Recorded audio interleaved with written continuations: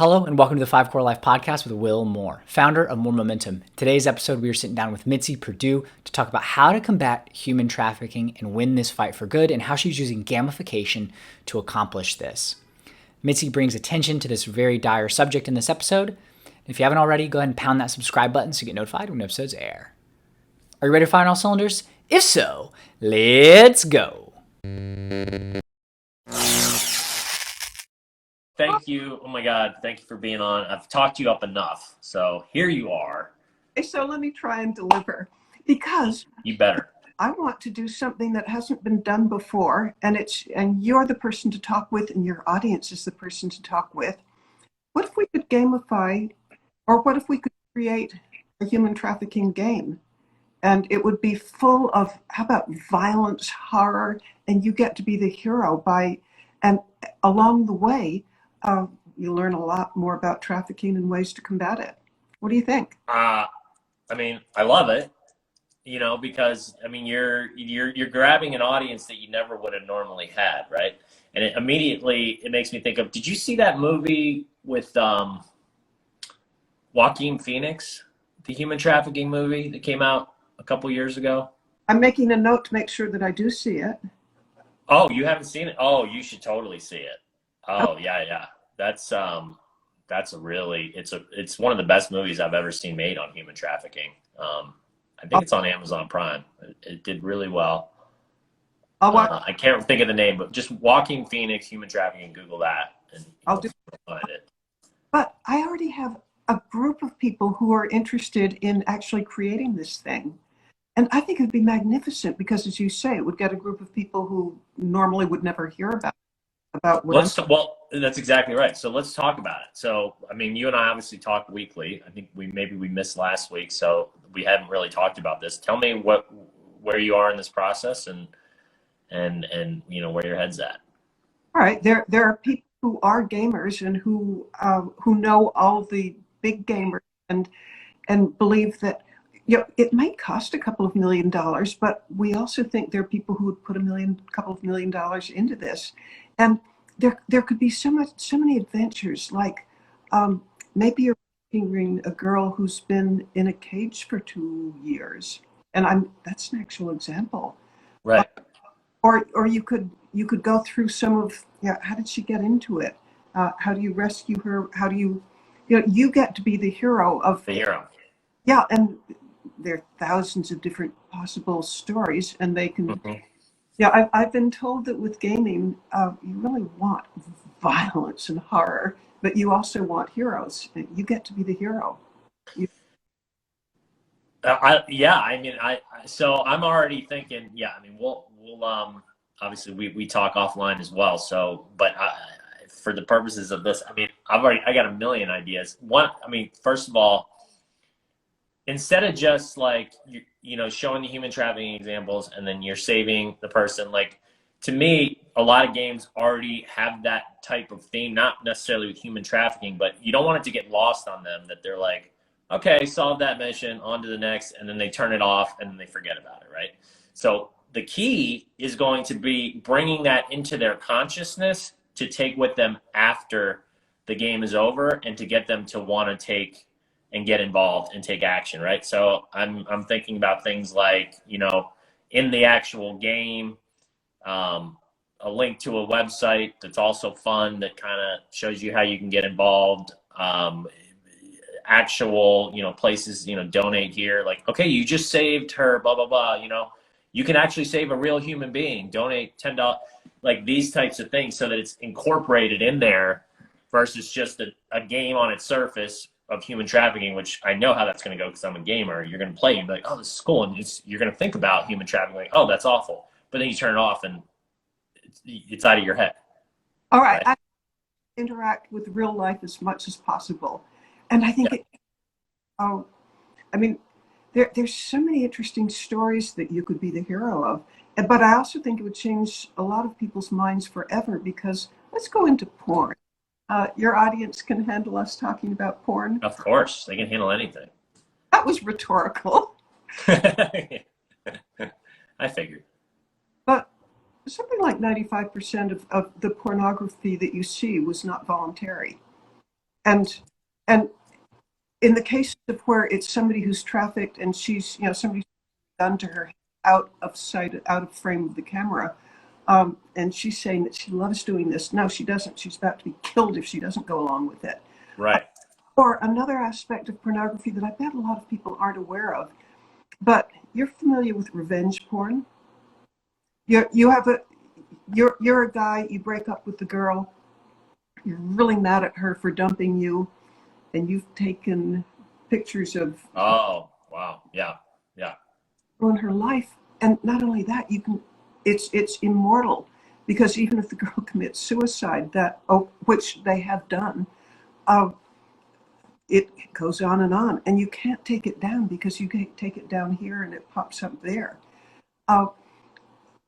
You could tell stories like that and rescue people, but my guess is that anybody who's been through the games that I have in mind, it's an adventure. You get to feel good because you're saving people from misery, but you also probably aren't going to look at porn the same way. I mean, that's absolutely, God. Text of the story. Yep. That I would love to include in the game. I mean, a real gamer could know how to make this addictive and, just irresistible. But here's a story that I would love to get across. Are you aware? I mean, you are aware that back in the 1960s, the tobacco companies did everything they possibly could to make you think that nicotine wasn't harmful. I mean, they had a vast, well-oiled machine. The pornography industry has that right now, where they spend a fortune convincing you that pornography's okay, that the girls are doing it or the guys are doing it voluntarily and that there's no harm. Right. It's the exact parallel of what the tobacco companies did. I mean, they even have the ability to have anti-porn articles kept out of major magazines, and I know this firsthand. Wouldn't it be neat if all these things that people don't know, they learned? Or another thing they might learn, why do traffickers absolutely never, that's not true, rarely end up in jail? Their chances are like 1 chance in 100. Because the traffickers know how to arrange for reluctant witnesses. I mean, for example, and this, if it's really true that games require some horror, a girl might be porcupined. And I bet you don't know what porcupine is. No. What is that? All right, first let me tell you how I know about it, because I was talking with a psychiatric social worker who's dealing with a 12-year-old child whose mother was trafficked and porcupined, like in the last couple of years. The child got to see the body of his mother with 100 syringes. They killed her with porcupine her with 100 different syringes. Now that's pretty motivational for the next person not to talk, right? Yeah. Okay, so they really know how to keep people from talking. But I would think, I mean, if this is done right, and it would take cleverness and more understanding of how it works than I'm capable of, but that's why we have the profession. There are stories that will have all the violence you could wish for, but then there's all the rewards if you prevent this from happening. And then the next question is, if you can't put them in jail because they're reluctant witnesses, how about you can put them in jail for financial crimes? What if you could even solve problems of like attacking and bringing down trafficking rings or even cartels by going after their finances and putting them in jail the Al Capone way? You get them for financial crimes. They got him for tax evasion or something? Yeah. Yeah. Right. Dozens and dozens of dead people, but they never could get him jailed because of reluctant witnesses. But IRS was able to capture this. And yeah, I mean, you and I have discussed that before, and I think that's a great angle to take. So how does that happen? How do you just point the IRS in the direction, or whoever in the direction, like find out, because don't you got to find those crimes, and who's finding them, and how are you know what I mean? Well, actually, what I'm really doing in real life, other than being fascinated by gaming, is I'm working on raising, I would like, you're all going to go nuts when I say this, but here goes. But some people have been encouraging me to say that this is possible. There's an organization called Polaris that right now has a financial crimes unit. They employ 2 people who have dark web experience, who know how to use artificial intelligence. They can track bank records and money flows. There are 2 of them. I'd like to raise enough money so they have 100 people working on it. And I think it can be done. There are some fabulous people who are working on this, including there's a group called Annie Cannons in California that trains women who've been trafficked but who have high IQs to become coders. They can make $90,000 a year after 1 year of training. What if instead of training them to be coders, we trained high IQ trafficking survivors to be white hat hackers? I love it. Okay. You know what this is kind of reminding me of? Sorry, go ahead, finish. The white hat hackers who are trafficking survivors, what they can do that is missing from the whole picture right now is, if you're in law enforcement and you want to infiltrate a cartel or a trafficking ring, they'll find you out right off. I mean, the traffickers are just sort of hypersensitive. You use the wrong word, they know you're law enforcement, they freeze you out. You have a white hat trafficking survivor. She knows all the words, she knows the MO, she knows where they hide things, she knows how they move people around. You know, she can penetrate where law enforcement can't. Cool. That's exactly right. You know, so some of this stuff, do you ever see the movie The Untouchables with Kevin Costner? Yes.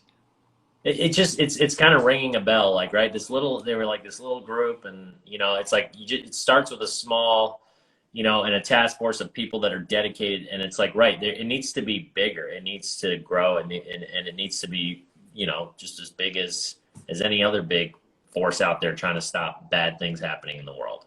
But it's going to take a lot of money, because you have 2 people attacking a $150 billion industry. Now, surely Polaris would grow if they had more money. What if we can raise more money for them? And I'm working right now with an organization called Linked Strategy to create a fantastic business plan, which will be, you know, anchored in, you know, things that are already existing, what you pay a white hat hacker. And just in case you need to know, if you're a beginner, you can start out like $100,000. Well, what if we could get the money to hire 100 and pay? I would like to get retired, like CIA or IRS or any of the 3-letter agencies or military, hire them and have them work like hand in glove with the white hat traffickers who've had a year of learning from a group like Annie Cannon's how to code. Then 100 would, I mean, heck, let's go for 1,000. And what I'm very, very excited about is word of this is spreading a little bit. And I've just, like in the last 3 days, been on the phone with Hong Kong, a woman who wants to do it, Singapore, a woman who would like to start something like that in Singapore, then, Australia, and then the best of all, there's a woman who works with a consortium of philanthropies in 11 different Asian countries, and they like this concept. And so they're going to work hand in glove with us, making this international crime. Wow. I love it. So Mitzi, everybody, she's a doer. Mitzi doesn't just talk about things, Mitzi does. And that's what I love about you, Mitzi. Whenever we talk, you get ideas, and then you're looking for ways, and you're talking to people to implement them versus just getting the idea, having it go in and out like most people's, and then, right? And so, I mean, we've talked about gamifying it, right? Somebody actually, I wanted to address, somebody mentioned, like, come on, guys, gamifying, let's see, Miss Alexander. So it sounded like you felt like we were trivializing it, and I couldn't be more opposite of the truth. I think where Mitzi's going with this, because we've actually talked about this stuff online, is, you know, figuring out a way to tap into the mainstream of people's consciousness, because right now it hasn't happened, right? And it's something that it's one of those topics that people go, oh, that's a shame, but then they don't do anything about it, right? I want gamifying for good because I'm familiar with the magazine. I wonder how many of our audiences have ever heard of this, but it's called Games for Good. No, sorry, Games for Health. And there's a whole magazine devoted to that genre of games. And if you can have games for health, and you're aware of it. I mean, you mentioned Peloton earlier. There are a lot of ways that you can use games for good, and I don't consider it trivializing it, although I respect that it might look like that. But no, this is educational, although educational isn't terribly attractive to people. So Edutainment is the new word. I want you to start using that when you talk to people about what you're doing. Edutainment is what's exploding right now, and it ties into the gamification. And TikTok, you and I have talked about this offline. You look at TikTok and what they're doing, and they've exploded, right? I mean, they're huge now. They started off as and I didn't even look at it for like a year because it's like, it's just another one of these Snapchat or social media. And then once I looked at it, I was like, now I get it. And it's extremely addicting. But here's the thing that they're trying to do. Their goal, and they just announced this recently, is they want to start really making sure that they're pushing the content that's both entertaining and educational, meaning it's bettering your life, right? So rather than just like mindless, oh, that was funny, he broke his leg on a skateboard, it's, people entertaining. And if you look at TikTok, you're starting to see a lot more of that. And people, these people like me that are like, well, I want to actually do something and help the world, but doing it in a fun and creative, unique way, which, by the way, my TikTok page, I'm about to revamp it and do what I'm saying. So if you look at it now, you'll probably be like, what's going on? Like, I've been trying all these different things to see what's hitting, but I think I have a good direction. But point is, and we even talked to Mitzi about doing the human trafficking TikTok page where, figuring out ways to get people, and maybe it's not fun and happy, but it's getting people, whatever you use, connecting to their why, right? And going, yes, I want to watch this. This is interesting. This speaks to me at a visceral, deeper level. And I want to take the actions, whether it's for themselves or to help somebody else. In your case, the human trafficking. Yeah, it's fascinating to me. I'm going to draw on background I had as a science writer, and I wrote for Scripps Howard a column called The Environment and You. It was the most widely syndicated environmental column in the country for almost a decade. And I had a secret sauce that I think could apply to human trafficking. And that is the environment. And if you get into it deeply enough, it's deeply discouraging. I mean, well, we know that. But the premise that I had in my weekly column was I would interview true experts, but I would always try to leave you at the end of it thinking, oh, there's something I can do. There's hope. The situation's bad. It's worrisome. Things are going extinct. Things are, the earth is whatever. And I don't mean to be trivial about it. But whatever it is, there are ways of framing it so you can do something and there's hope. And I want to use exactly that formula for human trafficking. Absolutely. And totally agree. And Miss Alexander, who I had addressed, thank you. She responded. She said, if you haven't been a victim or have a close relationship with somebody that this impacts or has impacted, I think you'll realize why I made that comment, where she was, I think, saying, seriously, gamification? So Mitzi, I personally do not, I assume you have met, I mean, I know you've met a lot of people that are fighting it. I talk to survivors daily. That's not true. 2 or 3 times a week at least. Yeah, and could you tell us, why don't we get into a little bit of what you've learned from them, and I want people watching this to because right now it's such a surfacey thing, right? People are like, human trafficking, bad, right? But let's get into what is it actually like to be human trafficked, and what does that do to a person? Okay, because it's on my mind, this morning I was talking with in this case, it's not a survivor, it's the social worker who's also a psychiatrist who was telling me about a success story that she had. But this is what I'm going to describe today.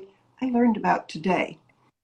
This woman, uh, she works for a shelter for women who've been trafficked, because if women who've been trafficked, maybe they escape or somebody rescues them, their odds of going right back onto the street if they don't have therapy is it's like 80 or 90%. So this woman she's the executive director of a safe house that gives psychological support to people who've been trafficked.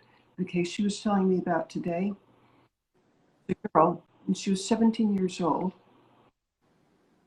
She was lured away, got into being trafficked, but by the time she was like 19, her trafficker, who would move her all over the country and make her have sex with strangers 10 or 12 times a night, turned out to be better than what came next, because he sold her to, now that she's 20, she wasn't as appealing to the clientele of her first trafficker.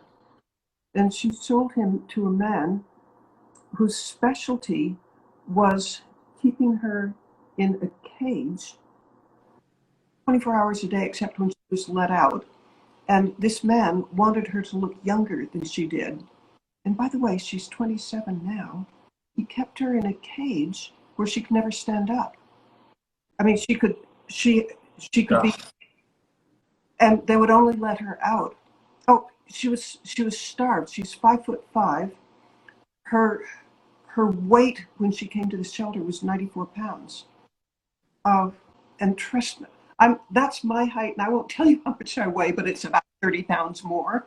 And I think I'm a healthy weight. Can you imagine 4 pounds and 5'5"?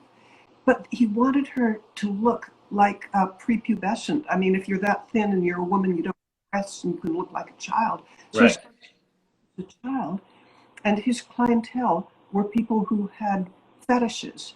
And I don't know what that means to you, but do I dare be explicit? Dare. This is what I'm saying. People need to hear this stuff. Okay. Uh, And by she, the way, if you don't want to hear this, feel free to log off. But to me, this is important that people hear this stuff, because people yeah, need to understand what's actually happening to people.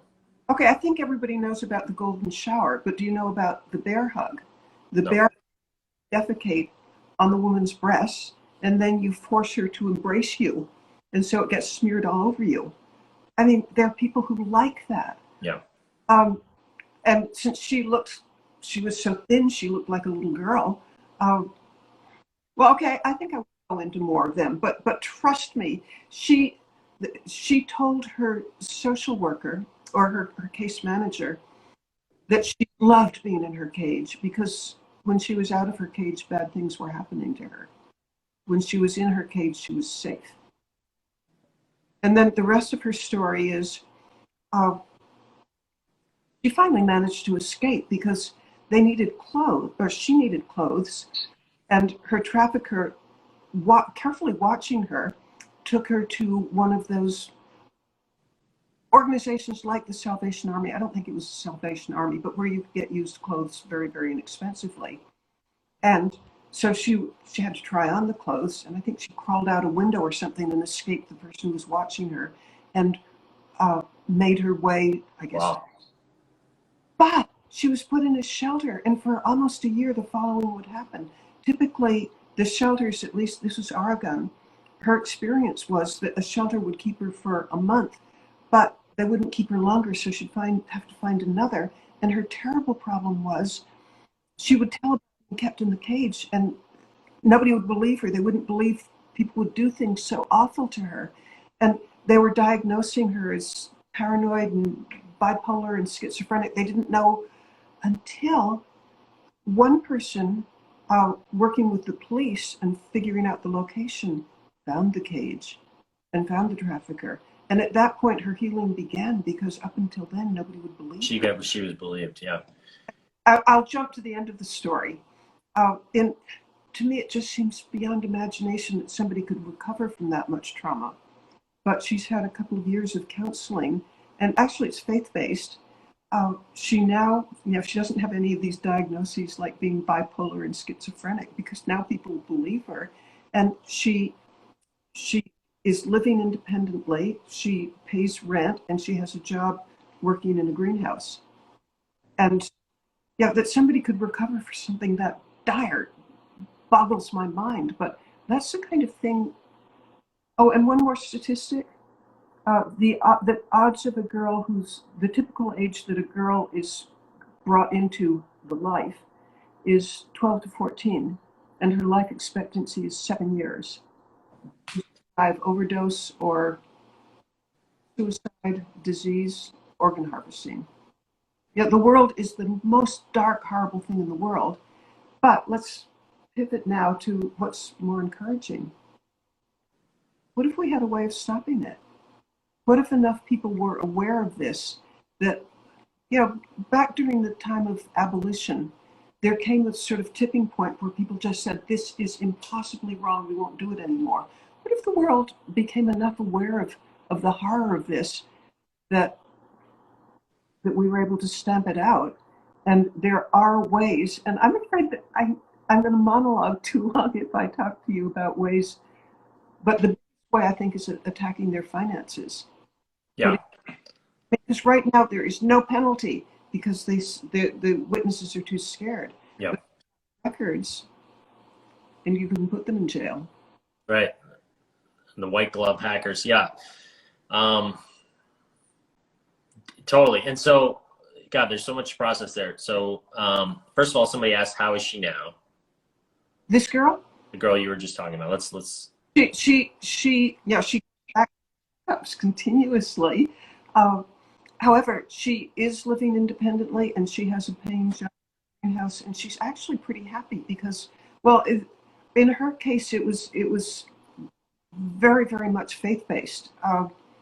She prays a lot and prays for strength and courage, and I don't think somebody has resilience to past what she did, but I don't think she'll ever have a complete, but it's a heck of improvement over what. Yeah. Well, and it's you said she's 27 now. I mean, right? It's going to be a. When did all this end? How long has it been since she's been? She's been in therapy, trauma-based therapy, for 2 years. Got it. Okay. Talking to before coming on today. And by the way, I asked your therapist, how do you deal with something so dark and terrible? Because me, I'm just writing about it. I write columns a week on different anti-trafficking organizations, and I do that to educate me. But I work for Psychology Today and with several other news outlets, including the Association of Foreign Press Correspondents. Yeah, no, that's so great. Yeah, so I'm getting the story out by interviewing people and educating myself at the same time. Yeah. And so just to kind of bring this all first full circle, I saw Alexander had said again, would your game replicate these stories? That's very traumatizing. Just to bring this with the gamification, I think I want to clarify, gamification, it doesn't have to be fun. And the whole point is you're reducing the friction of taking certain actions by showing people in a different light, and everybody's different. And so to me, it doesn't just have to be a video game. Like I said, like TikTok, edutainment, in a way that's gamifying personal development and growth because you're making it fun and interesting to learn about things. And there's also things that aren't so fun and funny but that you want to learn about and that you want to get involved with. And again, it's just getting it to the masses in a way that they can resonate with. And there's a lot of different ways to do that. It doesn't, video game, TikTok,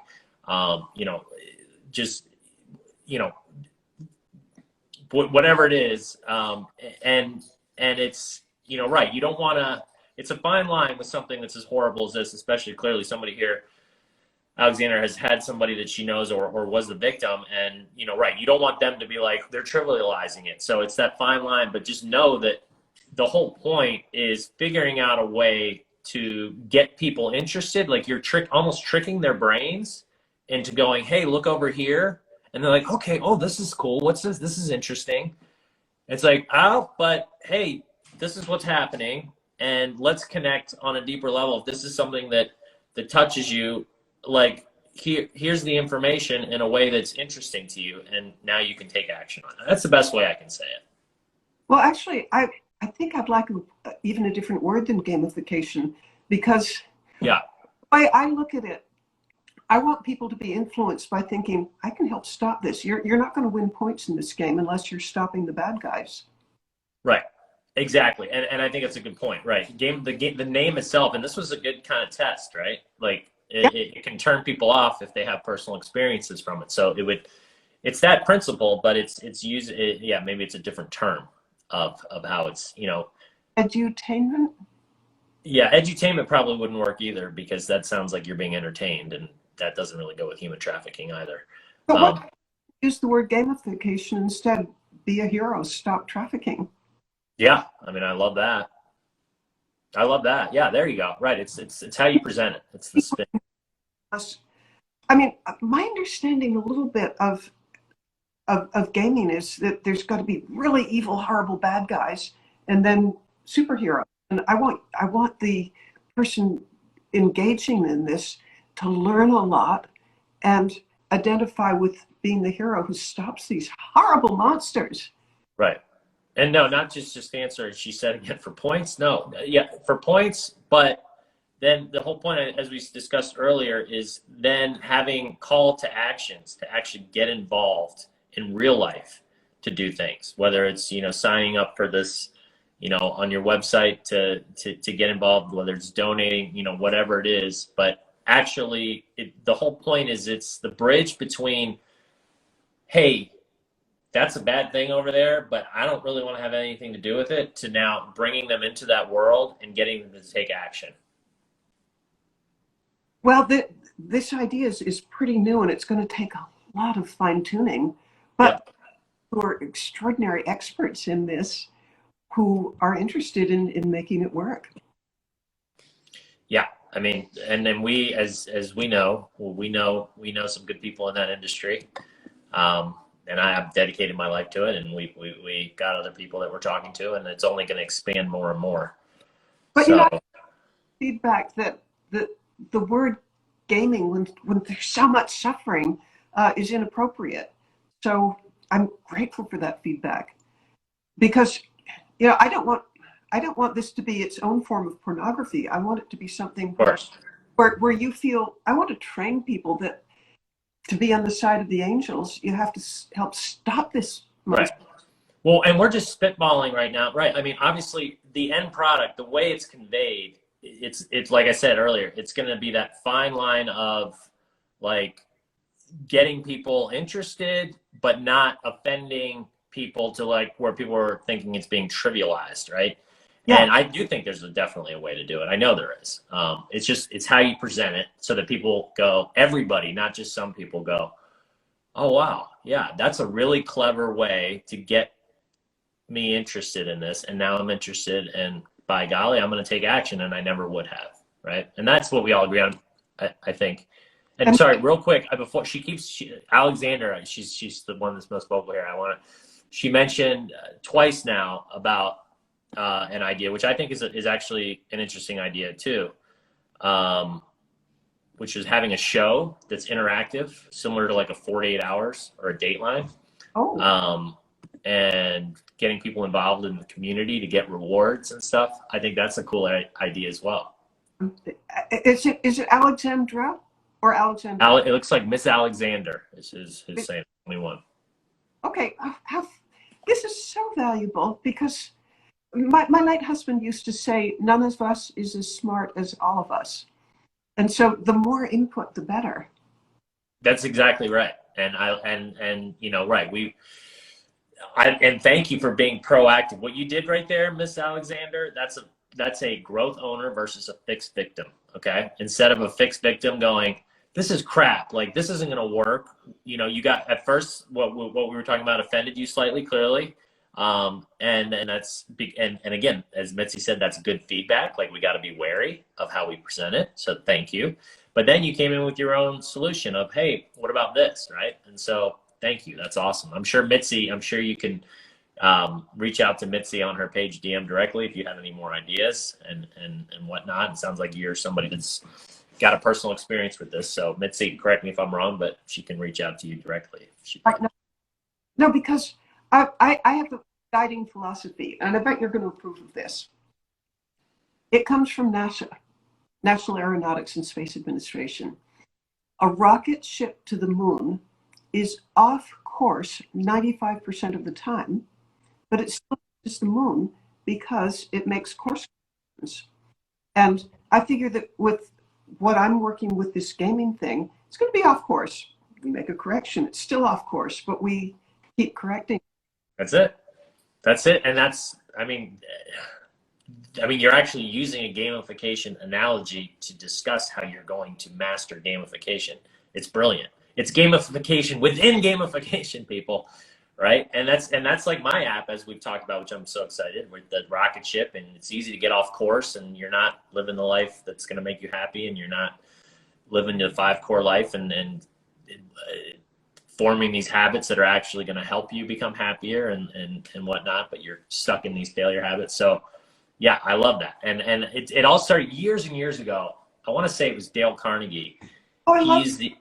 Dale Carnegie, yeah, the best, right? He used an analogy like a ship without a rudder will never find its destination type of deal. It kind of ties in. It just reminded me of that. Like, and I'm using the rocket ship now, but that's where it all stemmed from for me. Like, I never forgot that. Sort of like, you got to have a rudder, and you're gonna steal, and you're gonna get off course, and a storm's gonna hit, and you're gonna learn. Okay, well, next time we need to batten down the hatches, and we need to do this, and you learn from each failure and each thing that happens. But if you know where you're going, you just keep going as that growth owner. You fail forward, and you don't take no for an answer, and you're gonna get there. Well, I couldn't be more on the same page. I love it. Well, so I'm glad we did this again, because last time we talked, I mean, you're a wealth of them. I mean, we could probably have 10 of these, because, you know, we got into a lot of other stuff. I mean, we didn't even talk about your dad, your late husband. Why don't we at least get it, you know, switch gears here for a second and give people, I think that the treasure hunting thing that we just have been recently talking about is fascinating. I had no idea. A lot of people don't realize this.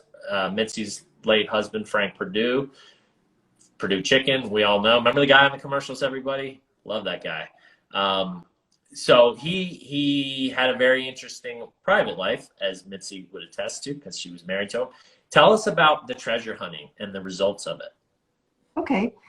Historically, the most valuable treasure ship that ever sank was called the Iterative, sank in 1622. In today's dollars, it had $2 billion worth of stuff on it. Emeralds, gold coins, silver coins, just treasure, and it sank.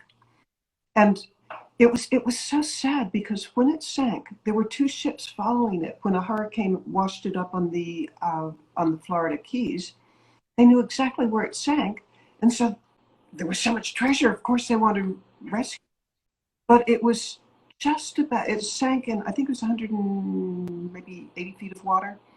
It was just beyond where the technology of the day would allow people to go, so they could get within like 10 or 20 feet of it, and they could see it when they were trying to recover it. But nobody in the whole world was able to go deep enough to get any of the treasure, so it stayed in the bottom of the ocean until roughly 1985. And Frank Perdue, he wasn't a treasure hunter himself, but he loved the whole enterprise, and he was one of 16 backers that were paying $1 million a year to find the Iterative. $1 million, not each, total, correct? But still, I mean, that's a chunk. Still a lot. I just want to. It for 14. Well, at 14 years of the 16 backers, 14 quit. Yeah, they just said, "This is money down a rat hole. We're out of here." So at this point, pretty much everybody's put in about $1 million. Yeah. Yeah. Well, so Frank and his best friend were left holding the bag. And Frank at that point said, "You know, something's wrong with the map. Let's go back to the original map in the Archive of the Indies in Seville, Spain." and see if they made a mistake in translating it. Turned out that they had. I mean, Frank paid for a scholar to go there and look. And like a year later, they found the treasure. And now you have some pieces of that treasure still, correct? A few. The majority of it Frank gave away to the Smithsonian and also to found a whole museum in Delaware. Or he and his best friend together. Oh, but I'm wearing something that I wear frequently. I get a little closer to see. Ah, love that. So right, if they're listening to the podcast, they won't be able to see it, but it's a silver coin from, what's the origin? The silver itself came from the mines in Potosí, which I think is Peru. Mm-hmm. And then they were, the coins were brought to Cuba. I think I'm right in that. Yeah, they were brought to Cuba, and then they were loaded on this boat that set sail for Spain. But the amazing thing about the history of this coin and all the other treasures, when the government of Spain at the time, and again we're talking 1622, the king of Spain at that point, he was deeply in debt, partly because of wars of conquest. When he couldn't pay his debts, the bankers wouldn't give him any more money, and that Spain had been the absolute superpower of the world.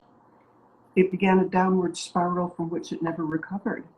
So, and then this ship changed significantly the course of history. Absolutely. Spain was a superpower, right? I mean, you look, anybody that went to school and learned about history and I mean, Spain had it going for quite a while. They were the world's superpower. It would be getting treasure from as far away as the Philippines and certainly from South America. And they're just oceans of money. It was called the riches of the Indies, which would arrive, and I'm not sure whether it arrived every year or every 2 years, but it was enough to keep the king, just a lavish lifestyle. But when they lost $2 billion, they couldn't pay their soldiers anymore. And what happened then? When the king couldn't pay his soldiers, he invited the soldiers to, quote, live off the land, stealing from everybody. And so from being somewhat popular, they became just hated beyond imagination. And Spain began to pull back because the local populations, instead of thinking, hey, these aren't all that bad, they're good for the economy because they're paying for food and lodging. But when all of a sudden they're taking the food and lodging, and again, a downward spiral. So the world's superpower lost it. Unbelievable, right? It's kind of like you see these movies and it's like there's this one show, I haven't actually watched it, but it's like, what if Germany had won the war? And it's like an alternate universe with Germany. It's like, what if Spain had maintained their superpower? Like, what would the world look like? Fascinating stuff. Butterfly effect type stuff. My brain goes, I love that type of thing. That's letting my mind go down the rabbit hole and thinking like, wow, like this one thing. And now you're a piece of, that's got to be neat for you to have, you have a piece of that and you're part of that. Well, my engagement was an emerald that we think was meant for the Queen of Spain. It was one of the larger perfect emeralds. I mean, it's nice to have a husband whose hobby is treasure hunting. Right. Not a bad gig. Not a bad gig. Well, and you yourself have not a bad gig. So this has been amazing. I like to wrap up. Well, maybe you don't remember, but so I kind of put my guests on the spot, but I'm not worried about it with you. Sometimes people get a little nervous when I ask this, and then you can see them being like, but I like to, what is one success habit that you have developed over the course of your life that has essentially made you into the person, not only that you are now, but it is helping you build momentum every day and become that person that you want to be? Okay, I would personally rate myself fairly high in conscientiousness. And one of the ways that plays out is before I go to bed at night, I'm usually going to look at a list of the things that I want to do the next day. I'm going to make it, and my absolute best to do those things that I've listed. So I guess list making and acting on the lists. And by the way, Frank was fairly similar to that. I didn't get it from him, but I noticed he did something similar. Yeah, he would check off. Habits of highly successful people, right? So I think the key is, and when I was chatting earlier before you were able to get on, I was talking about The Secret, that book that was like, I remember, do you remember that when that came out in the video? It was like huge, like 20 some years ago. And I just remember I was obsessed with it. And there's even one scene in there where, and the whole thing was basically your thoughts become things. Think hard enough and focus enough on something, and it'll be manifested in your life in reality. I mean, that's the short version. There's more to it, but that's the gist, right? And that, go ahead. What are you saying? In that your thoughts carry out into the real world. Become things, yeah. But there's a problem there it took me years to put the pieces together, and this is now part of everything that I'm doing and trying to help people with, and teaching to my young sons that are 2 and 5, the action part of it. And so I want to just call out what you just said. The lists, that's one thing, right? I mean, anybody can make lists, but then it's actually the next day prioritizing and taking action on them versus just letting them sit and that list growing larger and larger. How many of us have to-dos that just keep getting bigger and bigger, and we get drowned in them, and we just they almost get overwhelming, and then people just are like, oh, well, that's too hard, or that's too, whereas as I said earlier in the show, like, you're one of those people that, and one of the things I admire most about you is you're an action taker. You take the action. You don't just think the thoughts, you walk the walks. Can I amend what I said about lists? Yes, you can. I'm a big believer in doing the hardest one first. The effort that you really don't want to do. That's huge, because that basically what you're doing there, and I'm sure you know this, but what I see when I hear that is you're forcing yourself to grow, and growth is happiness, because by taking an action on something that you're scared of or that you think is going to be hard, you have no choice but to use everything in your power to muster up the whatever to get it done.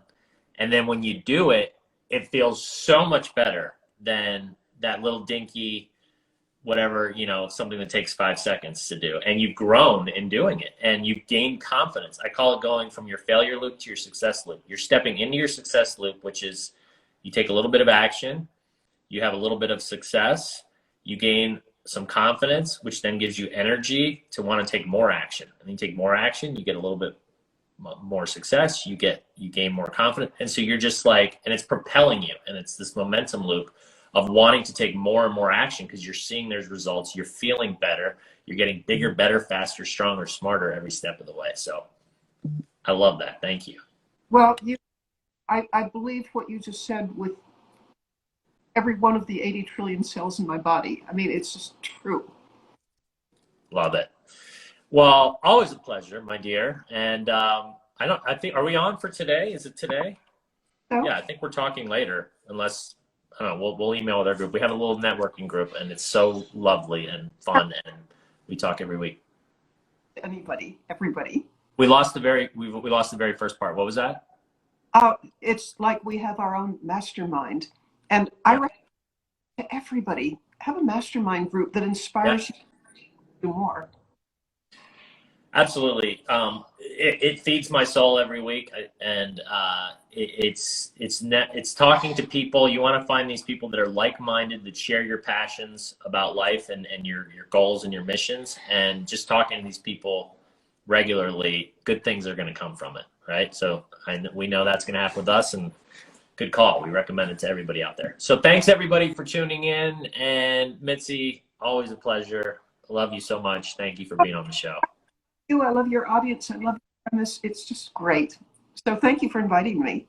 Absolutely. Okay. We'll talk later. Beautiful. Bye. All right. Bye-bye. That's it for the 5 Core Life. If you haven't already, go ahead and hit that like button on this video and pound that subscribe button so you get notified when new episodes drop. Also, please fill out the free 5 Core Life Evaluator quiz. It's a great way to get a baseline of where you are in the 5 cores and which of the 5 cores you need support. In addition, you'll get some actionable advice that you can apply and start improving your life in the areas that you need it most. That's it for today's episode of the 5 Core Life Podcast. Have a wonderful day. Get moving. Gain momentum. Join the movement. Join Emmett by going to moremomentum.com to take a free life evaluator quiz on where you currently stand in each of your 5 cores.